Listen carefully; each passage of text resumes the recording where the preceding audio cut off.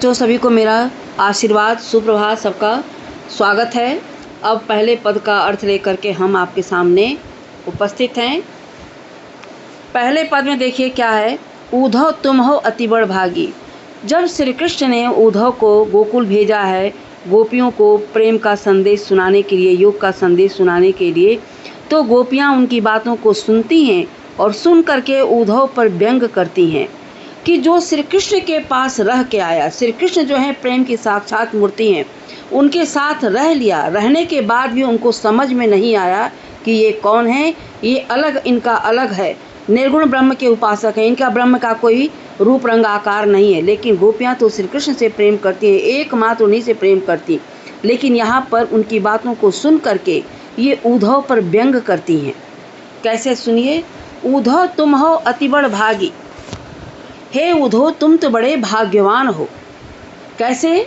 अपरस रहत स्नेह तगाते नाहिन मन अनुरागी।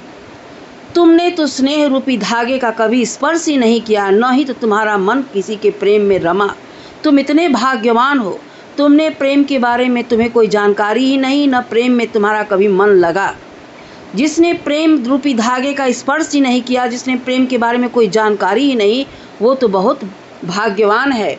और वो कैसे भाग्यवान है? क्योंकि उद्धव श्री कृष्ण के पास से आए थे, इसलिए गोपियाँ उनको यहाँ पर उदाहरण देती हैं, उपमा अलंकार के माध्यम से समझाया है कि किस प्रकार से पुरैन पात रहत जल भीतर तारस देह न दागी। जिस प्रकार से कमल का पत्ता जल में तो रहता है, लेकिन जल का प्रभाव उस पत्ते पर नहीं पड़ता। हे उद्धव तुम ठीक उसी प्रकार से हो, श्री कृष्ण के साथ रह कर के श्री कृष्ण का जरा सा भी प्रभाव तुम्हारे ऊपर नहीं है।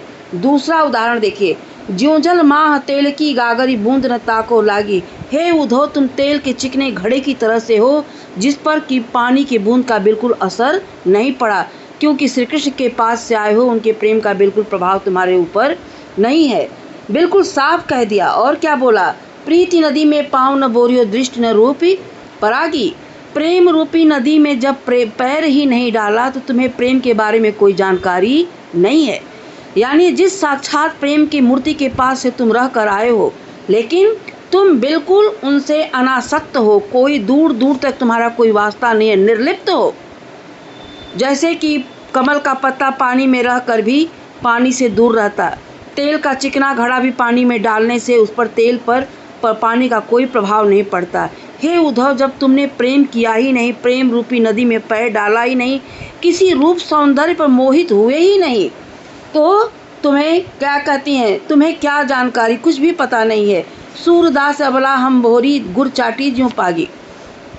गोपियाँ, सूरदास जी कहते हैं कि गोपियाँ कहती हैं कि हम लोग तो बड़े भोले हैं, हम लोग श्री कृष्ण से इतना प्रेम करते हैं जितनी की चींटियाँ गुड़ से प्रेम करती हैं। बिल्कुल यहाँ पे कंपेयर कर दिया, जैसे चींटी गुड़ से प्रेम करती है वैसे ही हम श्री कृष्ण से प्रेम करते हैं। आप तो प्रेम के बारे में जानते ही नहीं, प्रेम का कोई गुण आप में नहीं पड़ा, न ही साथ का कोई प्रभाव पड़ा।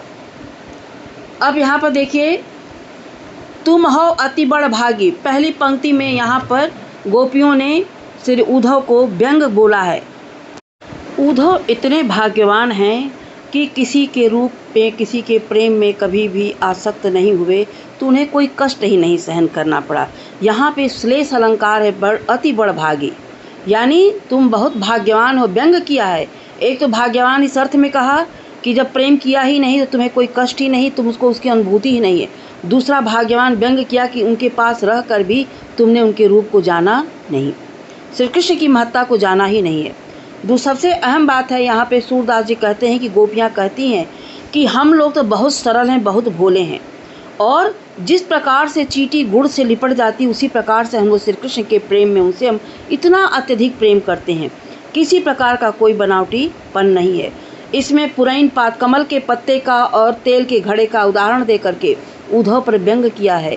और इसमें अलंकार भी है बहुत अच्छा तरह तरह से। देखिए, अति बड़ भागी श्लेष अलंकार, दूसरा है अपरस रहत स्नेह तगाते, अनुप्रास अलंकार, सब में तो आया है। नाहिन मन अनुरागी, इसमें भी अनुप्रास अलंकार है। पुरैन पात रहत जल भीतर तारस देह न धागी, उपमा अलंकार।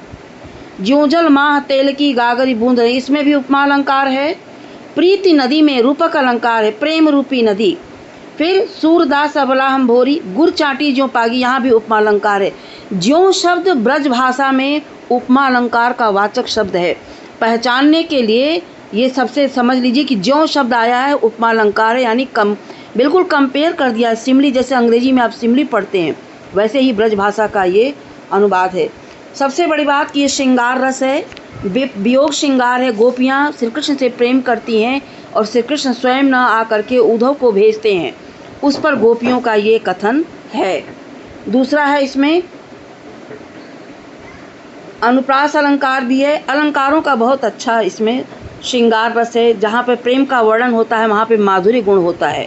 जैसे कि गुण 3 होते हैं, जहाँ प्रेम का वर्णन होता है वहाँ माधुर्य गुण होता है, जहाँ पे वीरता का वर्णन होता है वहाँ पर ओज गुण होता है, और जहाँ पर भक्ति का वर्णन होता है वहाँ पर प्रसाद गुण होता है। तो सूरदास जी ने यहाँ पे माधुर्य गुण का वर्णन किया है। बच्चों, आज की क्लास में बस इतना ही। अब अगली क्लास में अगले पद के साथ हम फिर आपसे मिल